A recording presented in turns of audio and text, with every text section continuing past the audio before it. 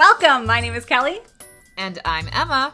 And this is Fanimated, an animation fan podcast where we get a chance to geek out about our favorite animated media. And that could not be more true for this episode right here, right now. It's Snow White with the red hair, everybody. It's Snow White with the red hair! It's been a long time coming. It's been such a long time coming. If you've listened to the podcast a lot, I think you already know that Emma and I are obsessed with You Snow probably White. know most of the plot by this point, actually. Yeah, because we reference it and talk about it so much. It's so true. Oh, Snow White with the red hair is a fun, fulfilling, lovely shoujo romance anime, and I just cannot recommend it enough. And when we say shoujo, like, it is a romance with a female lead. However, it is more on the historical side in that, like, even though it's not referencing a specific time period necessarily, it feels historical in its setting and the charm of the story. Wouldn't you agree? I completely agree. It is definitely I wouldn't even say like fantasy romance because that implies like magic and things, but it is like in that fantastical vein. Yeah, It's at least that, castles and knights and princes and all of that. Yeah, romantic era. Yes. Mangaka Sarata Aizuki originally wrote it as a quick kind of one piece about just like Snow White, but with a twist. And it has since, of course, grown into something much more than Snow White. If anything, I would say the first episode has Snow White references and the rest of it is not about like Snow White at all. Nope. No. It's literally just the first episode. That's about it. That's about it. The anime started in 2015 and is animated by Studio Bones, where, we also love them for the Full Metal Alchemist series. So can't complain about that. Nope. Not at all. No. So, starting off, we like to talk about like our connections to the show and like where we were at when we watched it. So 2015, we were watching this as it aired. Yep. We even when we were studying abroad, we were in our hostel watching new episodes of Snow White with the red hair while everyone else was out and about like experiencing Ireland. We are weebs. Yes, we are. I will say, okay, don't get the wrong impression, y'all. We did explore a lot of Ireland. But when we had a day off to just relax and we had been walking for hours every single day, we were like, we're going to enjoy this glorious anime that is coming out and just totally just sit on the couch and enjoy it all and geek out. Exactly. And it was great. And that's one of my fondest memories of Ireland is just like hanging out with you and watching anime. Yes, I agree. Like, so a lot of you know that, Kelly and I really bonded over Full Metal Alchemist. That was like our first anime watch together that really drew us together as friends. But in this J term of 2015, like, we really bonded together and became like best friends because we like had each other on the trip and that was about it. And like, I mean, not that we didn't make friends, but like, when you're abroad and you're with a random group of people, it's nice to have somebody to latch onto. And so thankfully Kelly and I had each other. And so it was a really fun bonding experience for us that helped us grow even closer to each other. And yeah, I will never forget, like, on a day off, it was just rainy outside. So we're like, we're just going to cozy up in blankets and watch a beautiful romance anime. And it was so wonderful and perfect. And I will never forget that time. It was so wonderful. Yes. And this is really the perfect anime to just like cozy in and just be like, okay, I'm going to enjoy this sweet, a perfect romance. get your hot cocoa or your tea or your cappuccino, whatever, and just snuggle up and let your heart melt, because that's what the show is made to do. My heart is a puddle after watching this show. Absolutely. And, I will be the first to say I love a good action, adventure, thriller, edge of your seat, horror. Like, bring it on, whatever you got. Like, I love those shows. Like, we've talked about so many on the podcast. But every once in a while, you need that comfort anime. This is, without a doubt, my number one comfort anime. It just makes me feel good. Absolutely. Like, every time I would watch an episode coming up to this recording, I would just be like, "Aw," like every episode. Because, like, one, I am a hopeless romantic, but also just, it is so sweet and lovely that, like, every episode you're like, there really is good in people. People are wonderful. Love is wonderful. Don't you just love love? And like, yes. Oh, there's so much hope in it. And like, there are stakes. There are high stakes situations, and there are surprises. But it's never so much that you're super, super concerned, It's always, it still is just, we're here with these characters in this.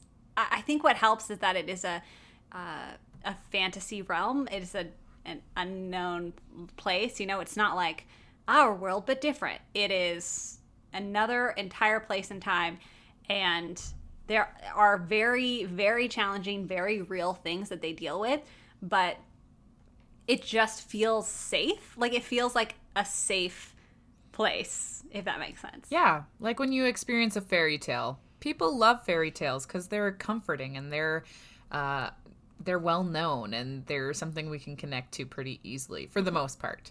So yes. I think it's because it's like a fairy tale. It definitely brings out that comfort. Absolutely.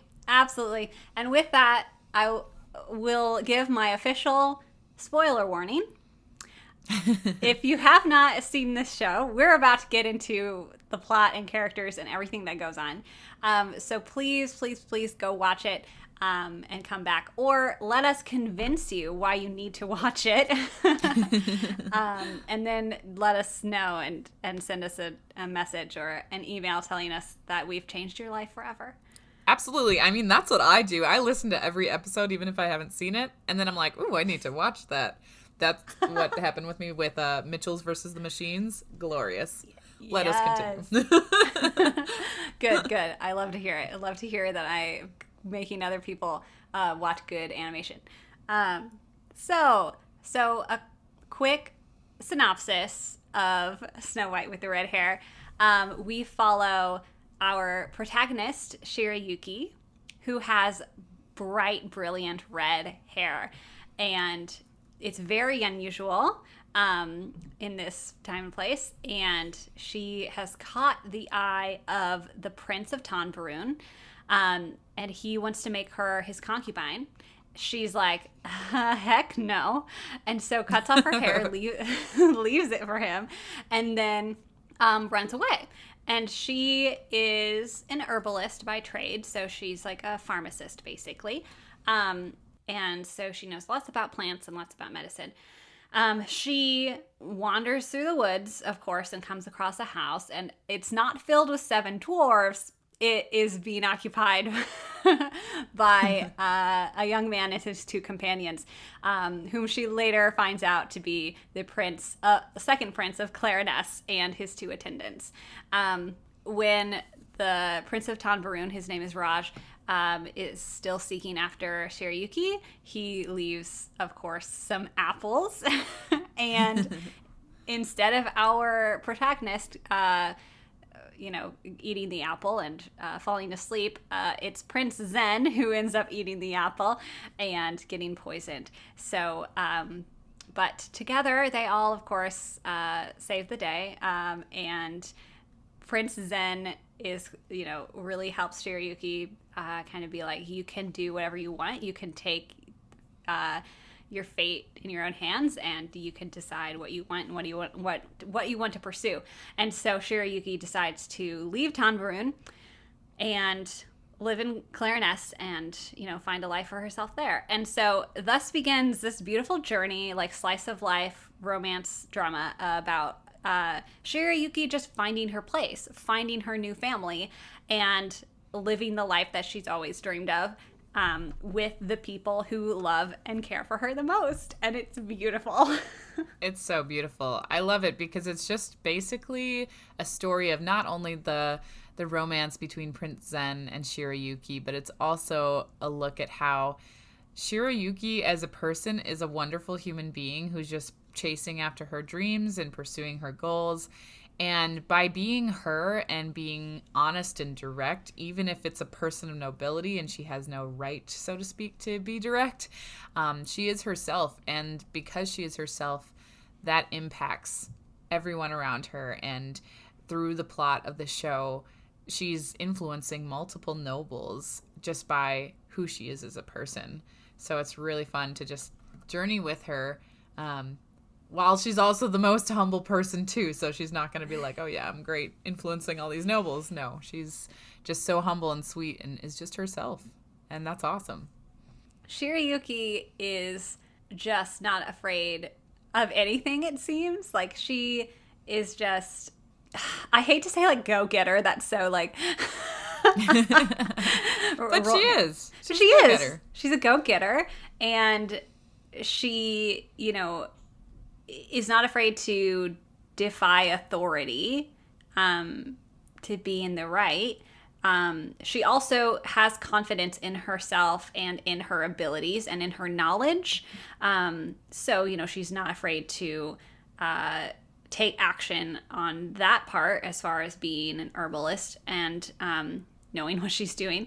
And like, even when she is faced with a challenge that she isn't confident in, like, for example, she has to go to a ball and she has to learn how to like dance and do all these formal things that she's not at all prepared for. But she, takes it in stride and is like, okay, I'm going to do my best, even if this isn't what I really want to do or am good at. So she isn't afraid of a challenge. She tries to do what's right. And like you said, she influences everyone she meets.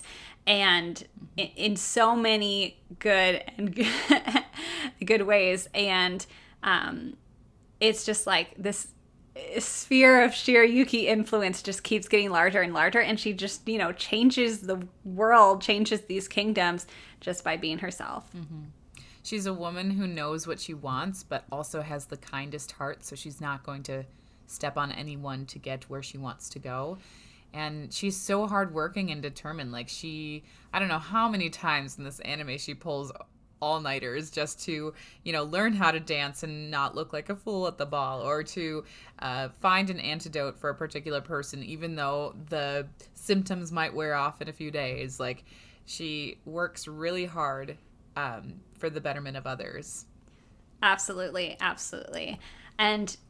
And yeah, she's that hard work, that dedication leads her to become a court herbalist at Wistle Castle. So, of course, she gets to see Zen and all of her other friends a lot more because of that. Perks. Perks.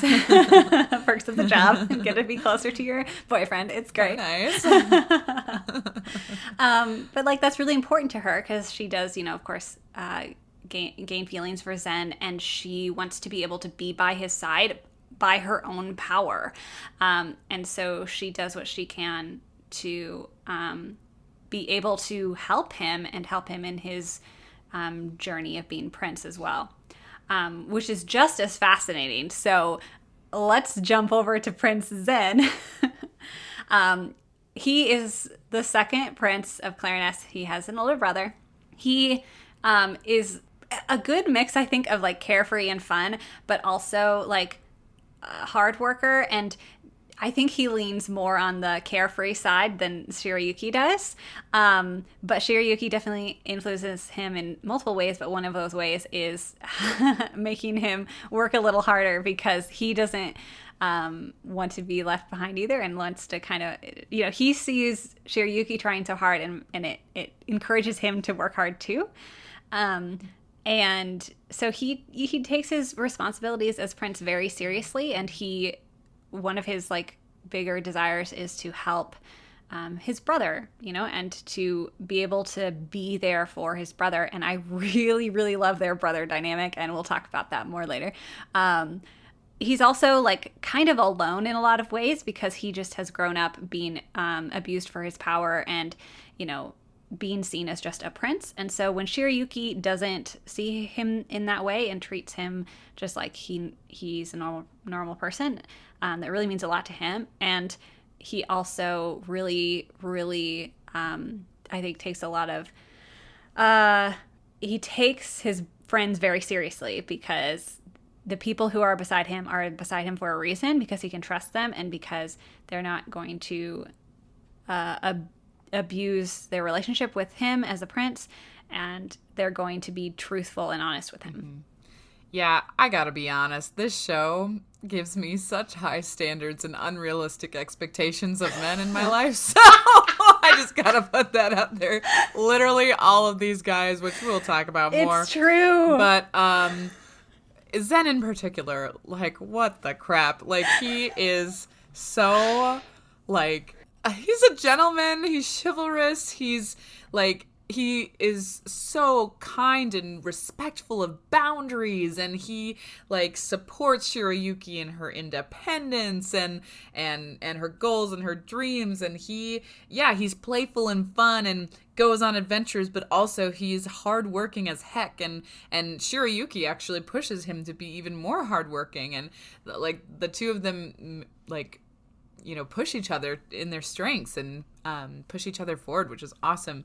But I'm like, dang, Zen, do you exist in real life? Because, wow, you're amazing in every facet. But I just love the character of Zen. One thing just a little tidbit that I think is funny is that, so Kelly and I have both seen this in subbed and dubbed, and when we watched it in subbed, the voice actor was very high-pitched, and so, like, that was the voice we're used to. And the dub took us a bit to get into, because in the dubbed version, the voice is so much lower. So we're like, whoa, who is this guy? Who is this man? Yeah, seriously, a boy into a man. Like, like, this is English voice actor, dang. But yeah, Zen is just precious and beautiful, and wow, thanks a lot for giving me unrealistic expectations. I love that you say that, because it's true. Oh, man. And all of the guys in the show, my goodness. But the thing I find most attractive about Zen is he is confident. Like, he is not, like, overly confident that it's, like, demeaning towards other people. He's extremely respectful of other people. But he's confident in himself, and he's confident in his feelings for Shiryuki, which, yes, like, I don't know if girls talk about this enough. Hey, guys, there's a girl you like. Be confident about it, and just be like, just do something about it, Because, yes, like, I feel like, and I don't necessarily, I don't know. It's hard to say, like, because I don't want to say too much of, like, oh, be aggressive, because, like, there's a fine line. Whatever that fine line is, Zen is he's, like, on the good side of that line. Because he takes action. He recognizes his feelings for Shiryuki, and he takes action. And he, like you said, he respects her boundaries. Gosh, I could talk about this couple forever, and this is why I have a podcast. So we're just going to talk about them as a couple. Yes. Because they are my favorite. Okay, we'll back up. Whoa, hold our horses. Y'all know who my favorite animated couple is. Yeah, Rapunzel and Eugene. We know this. But Zen and Shiryuki are way up there, okay? So yes. Because they have, like, the most healthy relationship I think I've ever seen portrayed, besides Rapunzel and Eugene. Because, like, they listen to each other, they have clear communication, and they respect each other's boundaries. It's just like, it's perfect. And like, this is the type of fairy tale story that, you know, unlike a lot of them, I would definitely let young kids watch, and I would definitely be like, this is a model example of good relationships. Yeah, absolutely. Because Zen, like I said, is confident about his feelings. He's like, I am going to marry this woman. But he's not like forceful. He's like, he goes to Shirayuki, okay?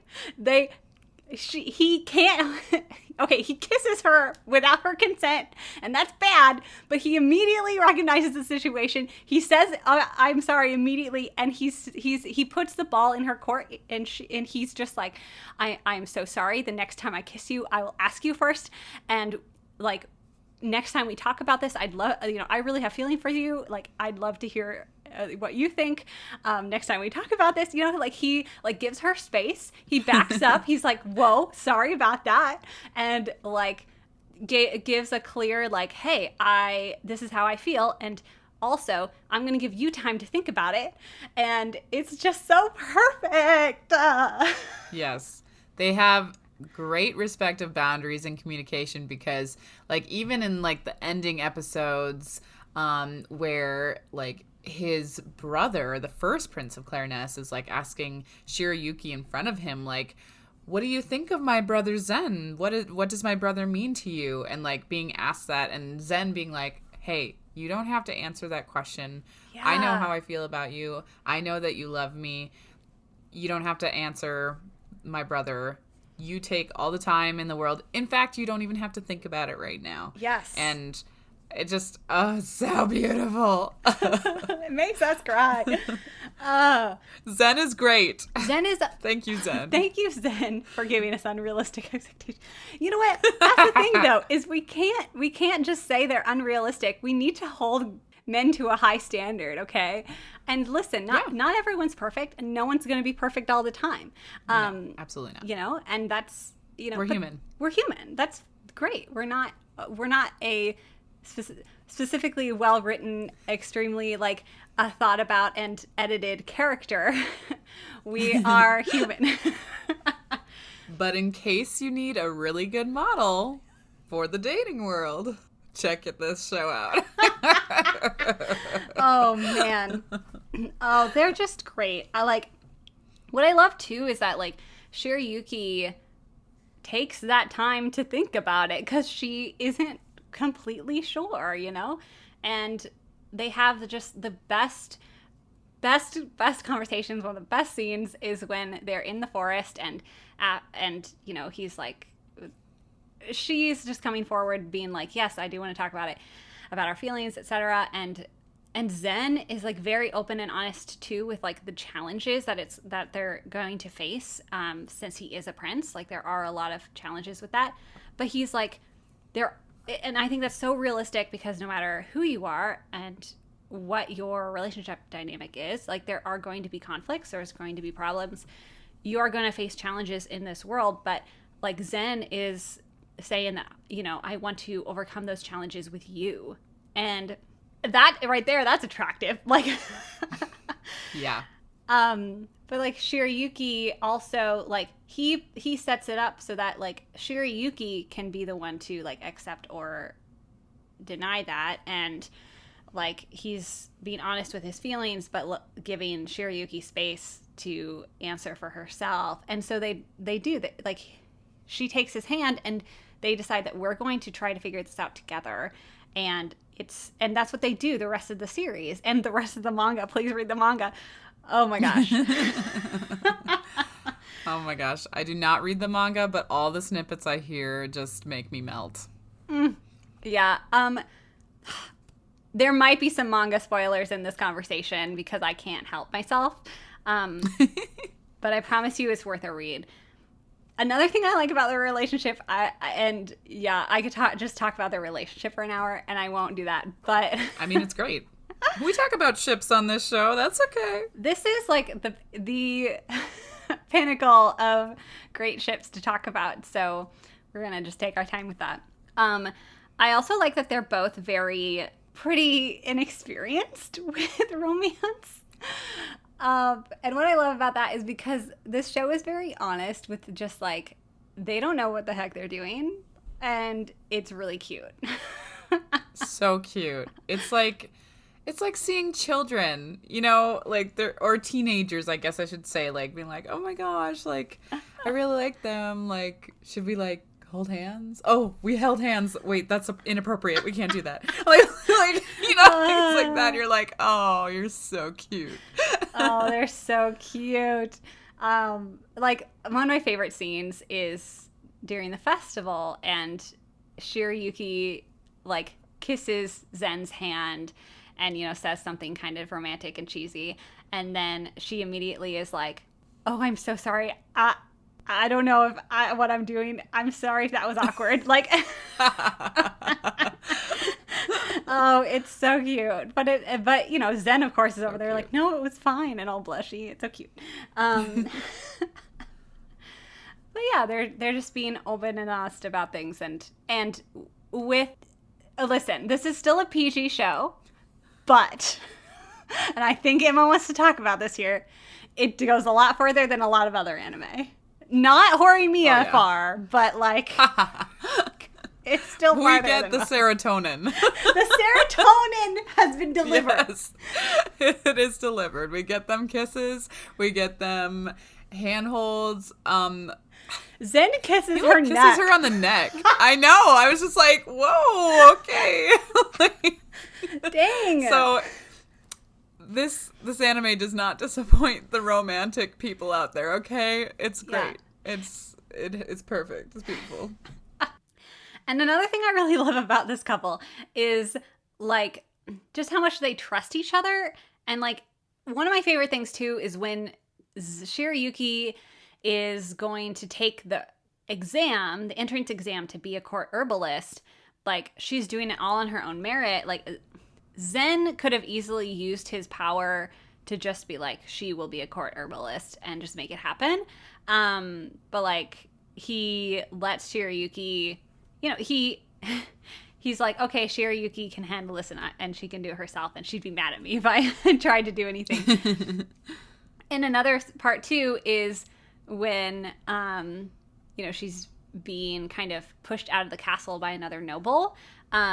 She goes to talk to Zen about it. And Zen, of course, being a guy, which a lot of guys do this, is like, I want to fix the situation and give you all the solutions. But he also steps back and lets Shirayuki address this problem, address the noble. And so he supports her and comes in at the end of that conversation, but he lets her go into the danger, quote unquote, and like actually talk to this noble and stand up for herself. And like even that little act of letting her take care of things is really honorable, and just like it's just all of these little things add up to be such an amazing portrayal of like a healthy romantic relationship where there isn't one dominating, member, and there's no like Zen loves her and cares about her and saves her when she needs to be saved, but like truly, and this is from the very beginning of the show, believes that she has the agency over her own life. Absolutely. These two, Shirayuki and Zen. Okay, so let's throw a wrench in their plans, okay, and talk about Emma's favorite character. Take it away. Yeah. Oh, okay. So here's the thing. You probably can already guess what his personality is like if you've watched any of the listened to any of the episodes with yours truly. We have our friend, dear Obi. I adore Obi. Obi is wonderful. Okay, yeah, Zen is like a prince head to toe. Okay, and he's glorious. Like, he is a prince inside and out. Great.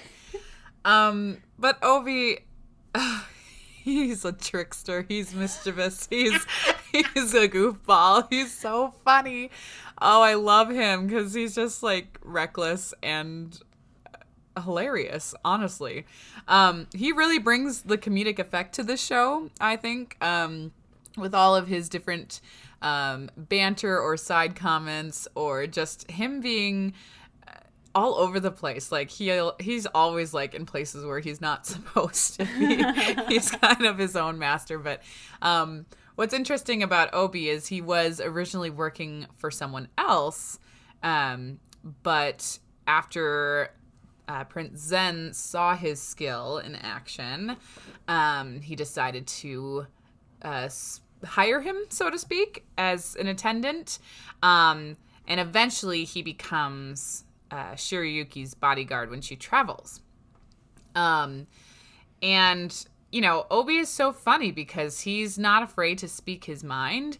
So around Zen, he also treats him like a normal human being. And I think that's why Zen also really appreciates him and trusts him. I also have to say that Obi is a ninja. Like, yes. He just jumps from tree to tree, and I cannot get over it. I just am like, what, you are like Rayla's cousin, I guess. Yeah. Just like, he is just all over the place. Super amazing combat skills. And here's where the twist comes in, though. So Obi kind of notices this gal Shiroyuki, and like everybody else, Shiroyuki impacts and influences the people around her because she's amazing. And Obi has the same effect, or like he is affected by Shiroyuki as well, by her kindness. But when he's given the chance to be her bodyguard, man, people, that's a struggle of a job, because he really respects Prince Zen at this point and considers him a friend. But Shiroyuki's a pretty woman, and she's a lovely person. All this to say, Obi totally has a crush on her. Yeah. Totally likes her. And that's what breaks my heart as the watcher, because I'm like, okay, I adore Obi, and I'm totally shipping Obi and Shiroyuki. But, like, you know, of course I have to ship Shiroyuki and Zen because they're perfect for each other. Like, it's like Aang and Katara in Avatar. You just have to put them together. But if you really could have your own universe, it would be Katara and Zuko, right? Yes. So, That's exactly right. In the same way, for me, it's Obi and Shiroyuki. Obi is just her pal. Like, he is her bestie because he's hanging out with her quite a bit. Oh, yeah. But I think that they have a lot of really cute moments. Also in the manga, and kind of in the show as well, they kind of allude to this, but Obi, Shiroyuki, and Ryu are kind of their own trio, and they go on their own adventures. Honestly, Obi spends more time with Shiroyuki than Zen does most of the time. Because Zen is busy being a prince, and Shiroyuki has her own stuff to do, and so Obi is the one that goes with her to protect her and keep an eye on her and everything. And so, like, that, you know, if you ship them, like, there's plenty of fodder for that. So yeah, they are spending a lot of time together. Oh, for sure. But I just really love how Obi as a character brings out another side of Zen. Like all his attendants do. All of his attendants are also Zen's friends. And Obi brings out, I guess, more of an adventurous side. Because I think about how, you know, like, I think it was the second to last episode or the last episode where he could have brought Shiroyuki to Zen for them to, like, talk about their feelings and have a moment together. But instead he's just like, I'm going to bring Zen to you. And, like, so he goes to Zen, and it's implied that, you know, because Zen's running to the garden and all that. But Obi definitely brings out this more, like, adventurous, I want to be the hero of my own story side in Zen. And I like that, because I think Zen partly thinks, like, I don't know, can I trust you? You're always up to no good. But also he's like, but wait, you're right. And kind of, yeah, you're kind of right. Okay. Yes. Like, I feel like, and we'll get to Mitsuhide and Kiki in a bit, but they're the other attendants for Prince Zen. And Obi is definitely the more, I guess, less uptight one, and a little more loose and a little more free. Free is a good word for him. Free. Yeah. He's a free spirit. Definitely. And also a thing about Obi is that he is actually like really clever. You see it over and over and over again, especially with I'll just call them the herbalist trio of Shirayuki, Ryu, and Obi. Like Shirayuki and Ryu are the herbalist of this group, but Obi is often the one helping them solve creative problems and actually help. And you see it a little bit in the anime too, even. He's like, oh, you should put this one fruit in this medicine to make it taste better.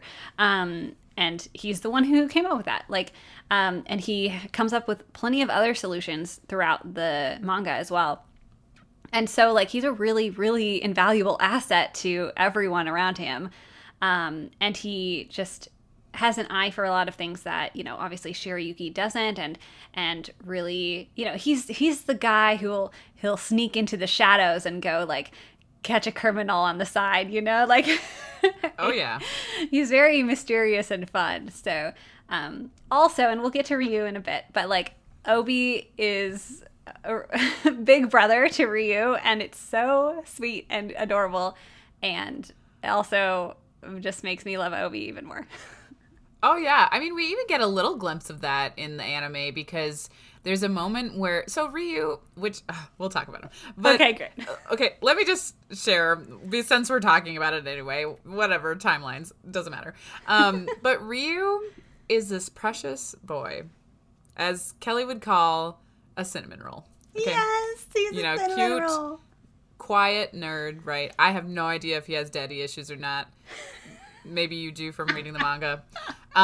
But the thing is he's 12, okay? But he's a freaking court herbalist. Now, here's the precious thing. Because he's working, like hardcore working as this young kid, he's not experiencing life as a kid and playing and socializing. So there was this one moment in particular in the anime that just was so precious when Ryu had dropped a bunch of his papers, and one of the papers got stuck in the tree, and Obi's like, are you gonna get that out? And he's just like, well, I've never climbed a tree before. Aww. And so he's just like, what? How have you not climbed a tree? So he starts, you know, to climb it, and then he's like not so sure of himself, so Obi like picks him up on his shoulders and helps him out. And then the best part is after they collect the papers, he then runs around with Ryu on his shoulders, and it is so cute. This is Obi's warm heart coming to life. Oh. It is so cute. I can't. It's so precious. Okay, everyone. Ryu is my favorite boy. Of course. If you didn't guess it already. If you didn't figure it out, it's pretty obvious. Ryu is best boy. He is my son. He is... Needs to be protected. Needs to be protected at all costs. Precious baby cinnamon roll boy. Ryu is, like we said, a prodigy, court herbalist at the age of 12, like absolute genius. And like you said, absolutely freaking hilarious and adorable when he doesn't know anything about normal children. Oh man, it's so funny when he's like, I never thought, like, medicine wouldn't taste good to other kids. Yeah, and you're like, what? Who are you? Who are you? Cutie? Cutie, precious baby. Ryu is very soft-spoken, very quiet, very shy, just very, like, in the books, working hard. He has a bad reputation at the castle because he studies poisons. And so everyone's like, oh no, don't take medicine from him because he studies poisons. Ugh. And Shirayuki has none of that.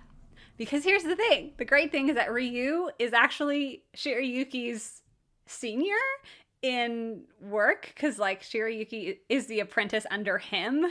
And then he's like, well, you know, address me informally because it's weird because I'm younger than you. So... But, you know, people have these rumors about Ryu, and so she sticks up for him, and so he, like, becomes more open and, like, confident around her, and, like, she is just, like, she's such a good influence on everyone. She's such a good influence on Ryu, and, like, in the manga especially, like, guys, Baby Ryu grows up in the manga. Like, Yes, he does. it's so precious. Like, he is growing up. He's becoming a young man. He makes friends, guys. That's my jam, is when Yes. quiet sad boy makes a friend. Yes, and then one day when he grows up, I'm just speaking like in my own imagination. One day when he grows up, he's gonna be, that, soft-spoken guy with the soft heart, that I love and adore. Precious baby Ryu. It's so good. What else is there to say? Ryu is precious baby boy. He's such a workaholic. He sleeps at work. Like he's got a little fort. He sleeps under his desk. It's adorable. It's adorable. I can't handle how cute he is. And he also adores Shirayuki. Like, oh, yeah. He was so delighted when she came back from Tanbarun, and all that we had to see was just like the slightest blush in his cheeks when she stepped in the door. Like, he adores her. He drops all of his books because he's so shocked that she's there. It's so cute. So cute. He's precious. One of my favorite scenes is when Shirayuki, side note, Shirayuki is crying about stuff. Ryu sees that and runs after Zen and is like, you have to come. She's crying. I don't know what to do. Yeah. Social anxiety. What's happening? It's so sweet. So sweet. So I love Ryu. Ryu is best boy. Surprising nobody. He's my favorite. All right, let's get to the other attendants. Yes. Kiki and Mitsuhide. Oh, yeah. Our other favorite couple in this show. Yes, I was going to say. One of my favorite ships, whatever. Okay, let's start with Mitsuhide. Great. Mitsuhide, one, as I was pointed out by a friend, has teal-colored hair, and nobody, notices. Like, everybody's like, wow, red hair, and then they're like, teal hair. Whatever. Whatever. Normal. Fine. It's fine. It's normal. Anyway, side note. So Mitsuhide is a big sweetheart. Like, he is very strong and noble and very smart, though he can be, the lovable idiot type when it comes to, talking about girls. But, he's clueless. But when it comes to, matters of state, he's very intelligent, and he's just such a good friend to Zen, and knows how to, after progress in their relationship over time, yes, he knows how to give him the proper amount of space, and he's just such a good confidant who is just, he's the kind of guy that I would want as my best friend, because he's just so steady and very kind and seeks the best for Zen. And I just adore him. He's a sweetheart. Oh my goodness. A heart of gold, that one. Absolutely precious. Also, I love that he's known for like they talk about how Mitsuhide is really good with the ladies, but I don't think he himself is. But I think it's just because he's good looking that everybody assumes he's good with the ladies. Yeah. It's there was a lady, a waitress at an inn who was flirting with him, and he's like, no, I really can't hang out with you. Nope, I have a priority that is not you. And then he's like, Kiki, help me out here. And she's like, he's not my man. I don't care. And it's like, what? You have to help me out. That's what's also adorable. He depends on Kiki so much. And that is so sweet. Oh, I love it. I love their dynamic. Mitsuhide is the gullible one, the, more emotional one. Yes. He is extremely, skilled in the sword, and he ultimately, although Prince Zen does have an actual older brother, I think Mitsuhide acts more like his older brother than his actual brother does. Yeah. Because Mitsuhide is there for Zen when he's going through trauma and when he needs emotional support. Prince Izana, and we'll talk about him later, he is not there for Zen in that way because he has so many other responsibilities. And so Mitsuhide really is Zen's, confidant, older brother type. I love their relationship. You get to see a lot of their backstory of, Zen meeting Mitsuhide being assigned the position of Zen's attendant, and they really have to learn to get along. And Mitsuhide is also a pretty like straight-laced fellow. Like he is extremely like polite, following social customs, and like knows I guess how to handle court situations, I guess, even though he didn't like grow up in the court or anything. He takes his job very seriously. And Zen needed a lot more free reign, like he needs a lot more of a loose leash, I guess. And Mitsuhide had to learn that. And like, because Zen and Mitsuhide have been through so much, like Mitsuhide is the one who knows the most about him and understands the impact of certain things on his life. And so Mitsuhide is just great and fantastic and makes the perfect pair with good Kiki. Kiki, everybody. Kiki is phenomenal. Oh my gosh. Talk about like straight-faced. Oh my gosh. Oh my goodness. The straight man of every joke, but so sassy and sarcastic, but coming from that extremely like nonchalant, like no emotion way that just makes everything hilarious. Knows how to push Mitsuhide's buttons in the best way. Like it's always those two like being hilarious and just being great. Like Kiki is just knows how to get an emotional response from Mitsuhide. That's the way to just Yes. describe it. Yes, absolutely. She's also incredible because she is very noble. Like, she is noble by blood, but like, I mean, noble in character as well.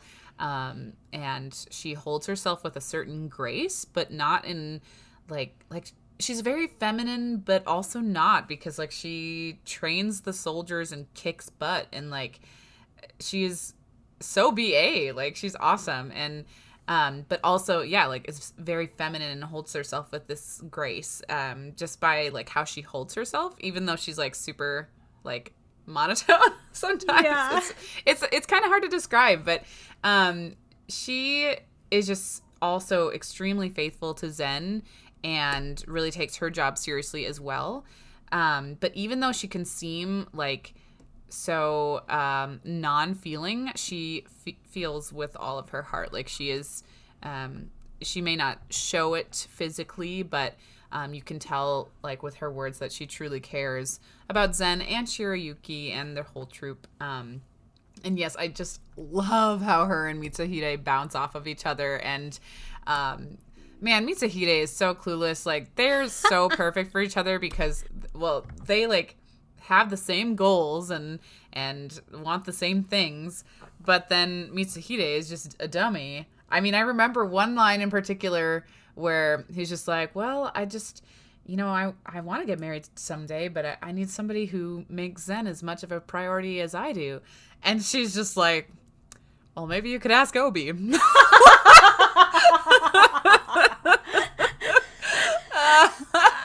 I'm like, wow, Mitsuhide, you are dumb. Like, Kiki, literally in front of you, has been working with you for years. Come on. What an idiot.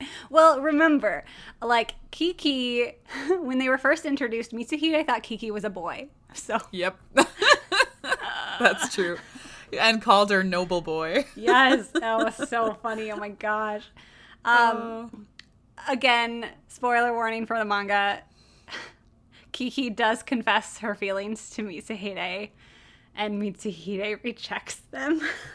I hate to tell you heart. guys, because here's the thing. Mitsuhide truly is so dedicated to his position and to Zen, and Kiki is on a completely different path. She's the daughter of nobility. She's the heir to this family. She has to take on her responsibilities. So there is a point in the manga where she becomes less of a main character because she has to move on with her other responsibilities. And Mitsuhide can't come along for that. Like, Mitsuhide decides that Zen is his priority and his responsibility. And even though we all know Zen would be totally fine with it, Mitsuhide... He even says that in the anime. Yeah.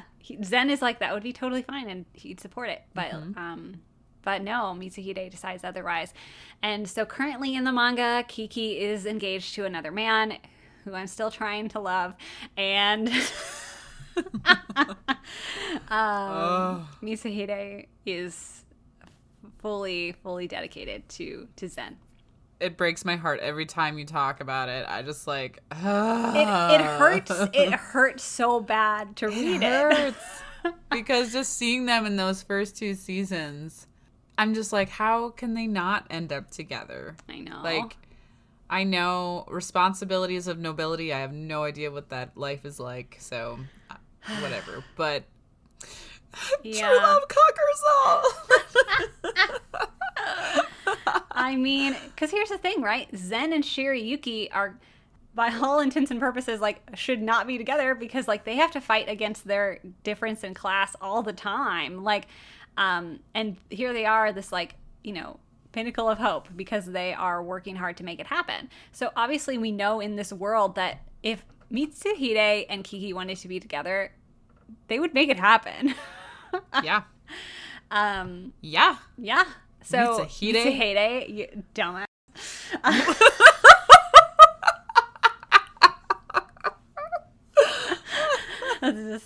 Sorry, guys, that just slipped out.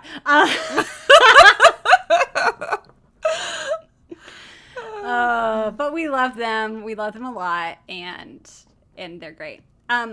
Speaking of responsibility, I just feel like in general, that's another point about this show is that, like, all of the characters take their responsibilities very seriously, and everyone, like, supports each other in their responsibilities, which is another reason why I love Shirayuki and Zen, because, like, they often have to be apart, or they often have to, like, focus on their other responsibilities because they both have very important duties to attend to that aren't each other. Like they have lives outside of each other, and it's not just about them as a relationship. It's like, okay, we're in a relationship that's very important to us, so we're going to prioritize this, but also we're going to support each other in our other responsibilities because we each have other things going on and our other goals and other lives. Like, I just love that. I love that. Yeah. If, like, Shirayuki made the connections she did, like, she technically does not have to be a court herbalist to marry Zen. You know, if, like, they were able to create connections, like, she wouldn't have to work if she became his wife one day. But that is not something that they are thinking about. Like, she's like, no, I love studying medicine, and I'm training to be a court herbalist. That is one of my dreams at this point in my life. And she's focusing on her exams. Like, that is her focus. And then, you know, when she's got a moment of downtime, she chooses to spend it with Zen or a friend. So, yeah, I really love that they both have their own goals. And for Zen, it's, you know, being a better prince and you know, adhering to his duties and what he has to do. So I love that they support each other in their careers.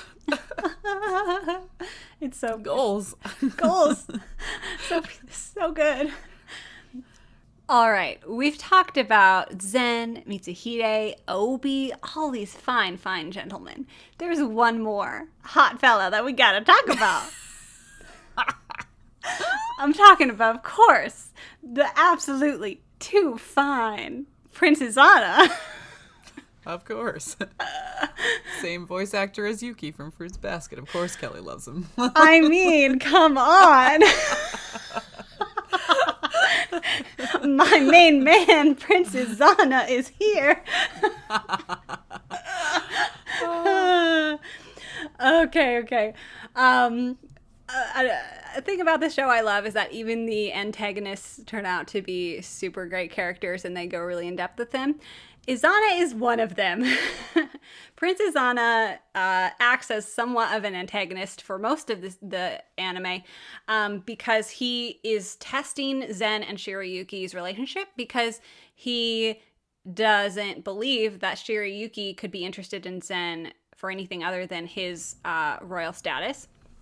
And so Zen and Shirayuki both have to fight for, you know, their feelings for each other and prove to Princess Anna that there's nothing that's going to stop them. And that dynamic is just so fun and interesting. And I love Princess Anna and Prince Zen.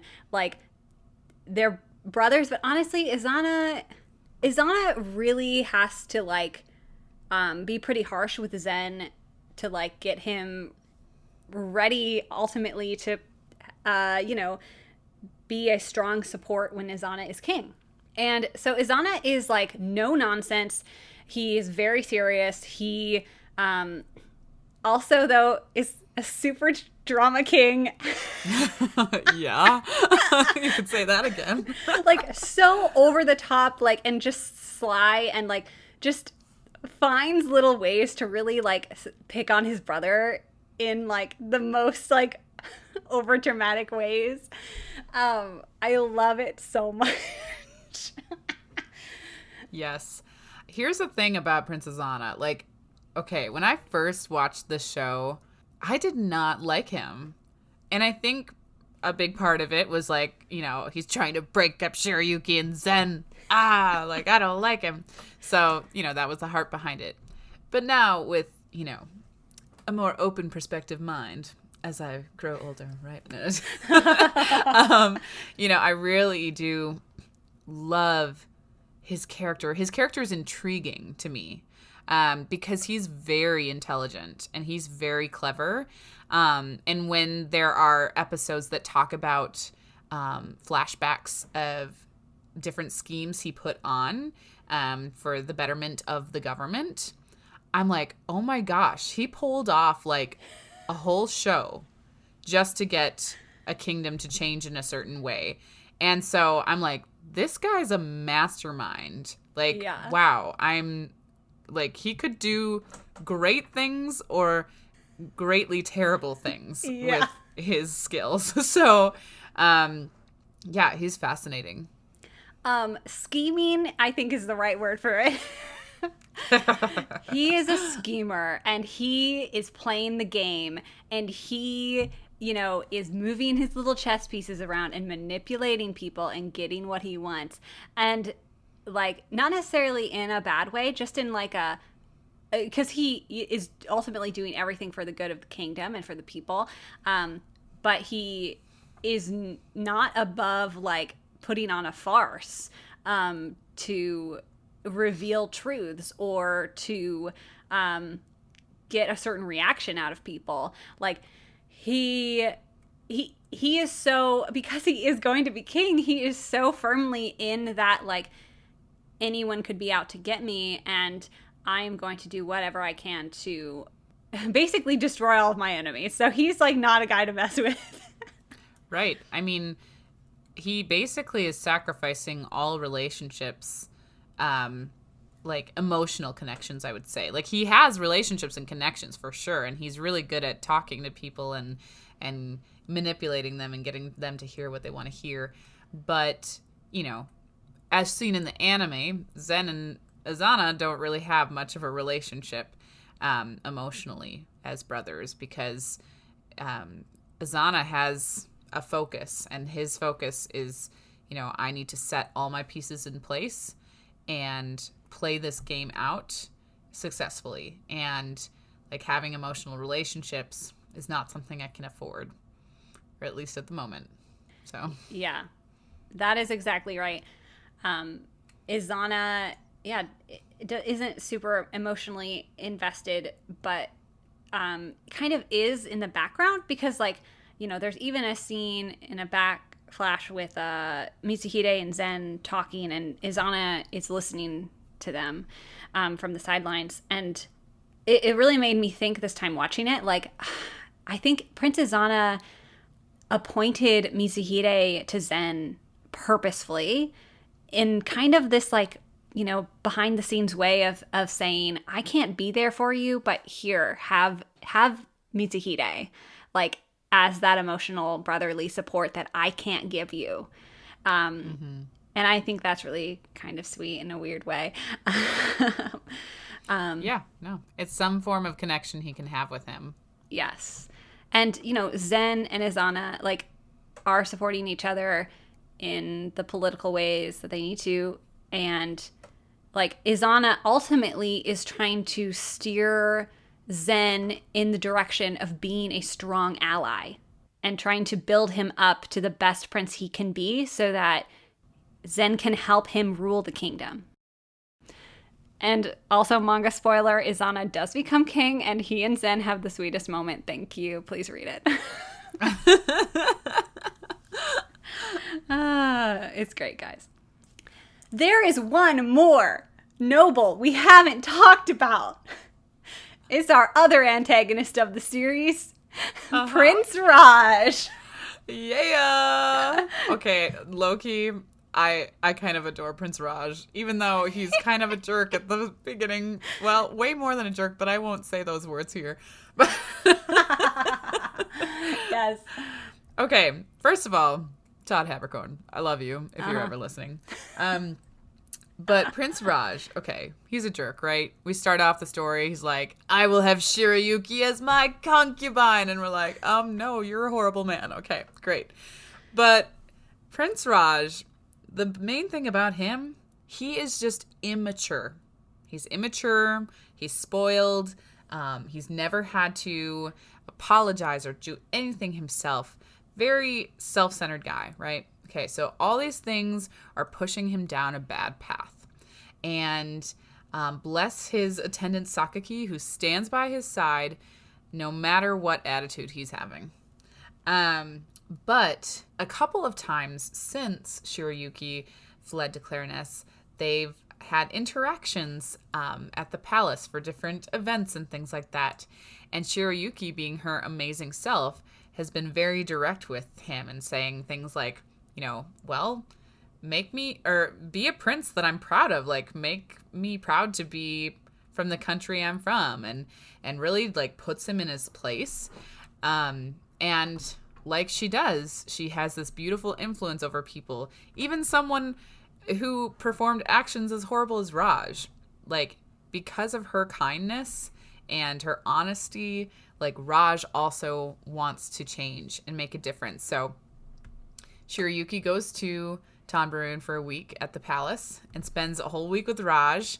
And it's super socially awkward at first because, Shirayuki's just trying to do her best with conversation. And Raj is like, how do I talk to this girl? This is so weird. But over time, he learns to think about her first instead of himself. And it's kind of like it goes from Snow White to Beauty and the Beast, because they're in the library and this beast is turning, like, his stone heart is turning soft.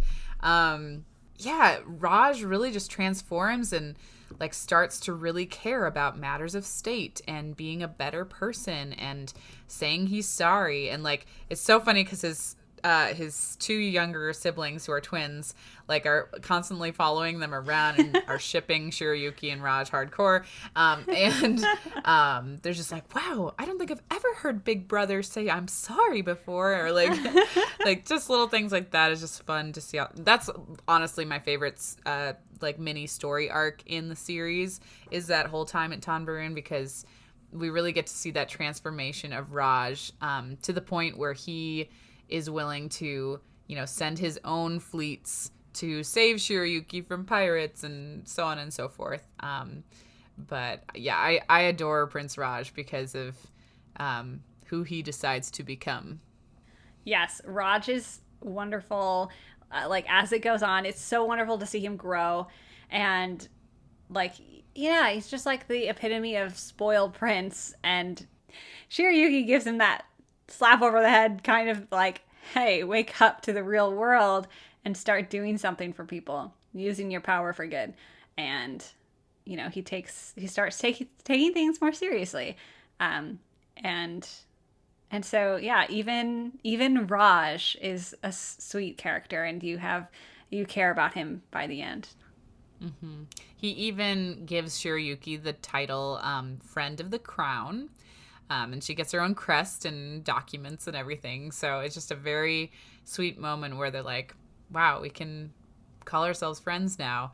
And he actually kind of likes her more than a friend, but doesn't everybody? Everyone in this show loves her. Yeah. Everybody wants to be with Shiryuki, so. I mean, she's pretty great. I did mention my favorite little mini arc, which was Shiryuki and Raj and their time in Tanbrun. Is there a particular mini arc that you enjoyed? Oh, man. That is an excellent question. I'm trying to think about the anime specifically and not the manga as a whole. I'm like, which arcs are in the anime? I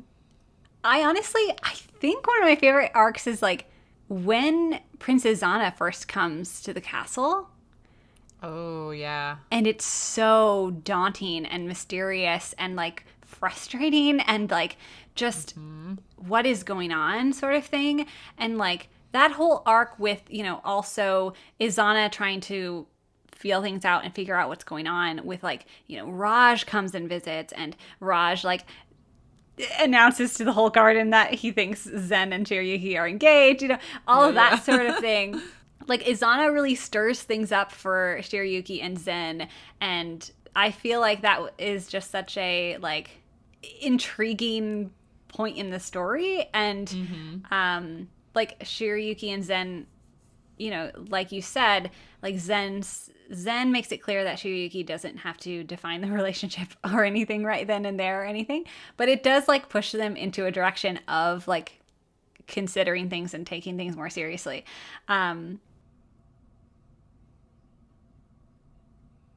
The shock of actually meeting Princess Anna, because you always hear that Zen is the second prince of Clarinets, but before that you had no idea who the first prince was, and then he comes, and it's like we haven't even met the king. Like what? Yeah, and it's like, dang, serious business. So I do like that a lot. Are there any like episodes specifically that you really like? Oh, so many. The main ones that come to mind, just brief synopsis, is like when they're using messenger birds for the first time and they have a race to see like whether the birds get there fast or not. And I mean, that's the first time that Shiryuki and Zen kiss, so it's very romantic. Yes. I do like that one. But I also do like when it's a really random one, but when the crew gets stuck in the rain and so they go to that inn with like the bathhouse and everything. Yes. I just love that one because it's character building and like you just have all these funny moments, and Obi has a little like side mission in the night with his old partner, and like I don't know, I think that one's a fun one. I love that. There's so many episodes I love, but those are just a couple. One of my favorites in season 1 is the backstory with Zen and Mitsuhide, and then Zen had made this friend when he was younger who turned out to basically just have become friends with him in order to lure him out and try to kill him. Yeah, as part of a rebellion. Like this whole group. And like it's so heartbreaking because poor little Zen is just like so happy to have a friend who's like not treating him as a prince and like just treating him like a friend, and then it turns out that he's just using him, and that really hurt Zen and his ability to form relationships with people until of course Shiryuki comes along, because obviously and I just feel so much for Zen in that moment. I love seeing Mitsuhide and Zen. I love seeing Izana there too. Like I just like all my favorite characters. I love that episode, and it just shines a light on Mitsuhide and Zen's relationship as well as just Zen's history in general. And then I also really love in season 2, Princess Anna, being the way he is, forces Zen to have at least one marriage interview. Yes. Oh my gosh. Yeah. Because, like Izana is like, I'm going to take a wife before you know it, and you're going to be next. And like, this is the duty of a prince, and blah, blah, blah. And so Zen finds a loophole because Kiki is on the list for marriage interviews. So he has a marriage interview with Kiki, who is one of his besties already. So, oh man, I love that episode so much because it's so funny. Like, Kiki and Zen like have this nice chat together, and you see Shirayuki is like, you know, I love that she's kind of nervous about it, and Obi is like, oh, I should let her know that everything's fine, and then Obi is like, oh, the marriage interview is going great, and she's like, it's going great. You know? Yeah. And he's like, I don't think I'm allowed to tell you who it is. And you're like, dang it, Obi, why would you say these things? Yes, you're supposed to let Shirayuki know it's not a big deal. He causes the chaos. Big surprise. Of course, Obi causing chaos. And so Zen has to run after her all dramatically and like let her know that it's fine. And I love that conversation with them two. I'm telling you, every scene with Zen and Shirayuki is just perfection, because like, it's so beautiful. Zen like comes running after her, and she's like, oh no, it didn't bother me that you had a marriage interview. And Zen's like, it didn't bother you? Like, like, why wouldn't it bother me? Why wouldn't it? Shouldn't it bother you a little bit? Like, and then she's like, oh no, well, I just knew you were going to come talk to me. So I was waiting for you to come talk to me. Like, you know, like she didn't jump to conclusions. It's not like this big high school drama thing where it's like, oh no, he didn't tell me drama. He must not love me. Like, right. Like she didn't jump to conclusions. She just waited. She trusted, again, they trust each other. She trusted that Zen would come talk to her, and they have good open communication, so she knew that he was going to come and explain things, and they've already like promised themselves to each other, so like she knew it would be fine, you know. Like I love them. They're so mature, and it's so fantastic and precious. Yes, I do love that one because of I remember like when Zen's like looking at the candidate profiles, he's like going through the files, and he's just like, wait, I just have to do one interview right now? And he like looks at the paper, and you can see Mitsuhide be like, like his eyes like light up, and I'm like, because you can see the paper. And before, when it was like our first time, we're like, wait, what? And then you see Kiki, and you're like, yes. And I love that they have to go talk to Kiki about it and be like, okay, listen, Kiki. Like they don't want to talk to her because like we didn't say this about Kiki. Kiki can beat everyone's butt. Like, oh yeah, for sure. She goes and trains with the soldiers and beats them all to a pulp. It's fantastic. Yes, she is the main trainer for sure. And so Mitsuhide and Zen are going to Kiki, trying to ask her to do the marriage interview, and she is like not having it at first at all. It's so funny, and poor Mitsuhide is just in the back like cowering, like like, don't kill me. It's so good. It's so good. I love that. Going into just talking about the manga really quick, like, again, I cannot tell you enough. If you like this show, please read the manga. Like, this is the manga that really got me into actually keeping up with manga. And so this is the one that I've stuck with the longest and am still reading. It's still coming out, guys. There's still so much good content to read.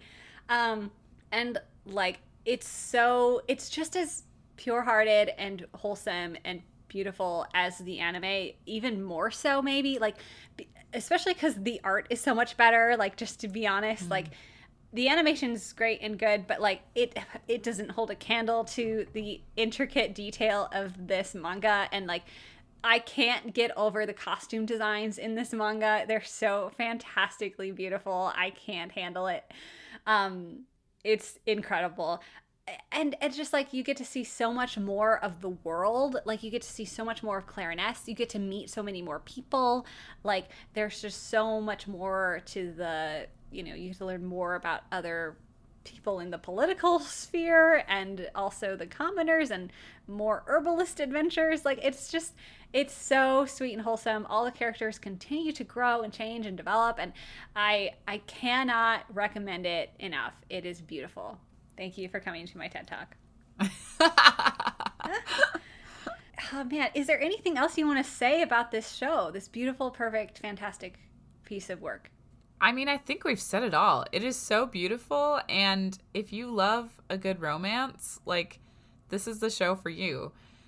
It just melts your heart with every episode. I can't believe we watched this when it was still coming out. And so we had like some suspense, especially like with the pirates. Like I was like, oh my gosh, what is going to happen with Shirayuki? Yeah. So, man, this really takes me down memory lane. But no, I just adore this show. I'm determined to cosplay Shirayuki one of these years. Probably this fall because of my short hair, but yes. Yeah, it's a good one. Yeah, that about sums it up. I love this show. It's absolute perfection. It just gives me all the warm, fuzzy feelings inside and makes me so happy. Also, like, I didn't say this before, but thank you to the patrons for voting on this topic because this is one of my favorites. It's been on our list forever, and we just have always been needing to talk about it. And so thank you to all the patrons at patreon.com/Fanimated for voting on this show. It's so good. And so it's all thanks to you guys for voting on it. If you would like to vote for upcoming episodes, you can do so at patreon.com/Fanimated. You can also hear bonus episodes, vlogs, all sorts of fun other polls and things that are going on there. You can follow us on Instagram and Facebook and YouTube at Fanimated Podcast to stay up to date with all things animated. And don't forget to leave a rating and review telling us what you'd like us to watch next. The music is provided by Purple Planet Music, and the art is done by myself. You can find me on Instagram at CandorDraw. Thank you again so much, Emma, for joining me to talk about this beautiful, perfect show. Yes, you are so welcome. Anytime. I love geeking out with you. Aw, thanks. We will be back in 2 weeks to start our September spectacular Fanimated anniversary month. So be prepared for weekly episodes in September. We've got a ton of great, exciting stuff coming up. And again, if you want to know what's coming up and if you want to vote for those episodes, you got to go to patreon.com/Fanimated. There we go. So thanks again for everyone who already supports the show and makes this podcast possible. And with that, I'm going to go read some more Snow White with the Red Hair. In the meantime, stay tuned. And stay animated.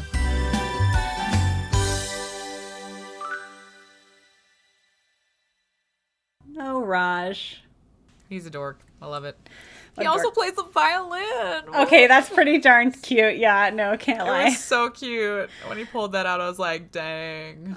Dang, you actually do have some emotion. And he arranged a song for Shirayuki that she could easily dance to because he knew that she couldn't dance very well. That's so sweet. Wow. Transformation. This is what's happening.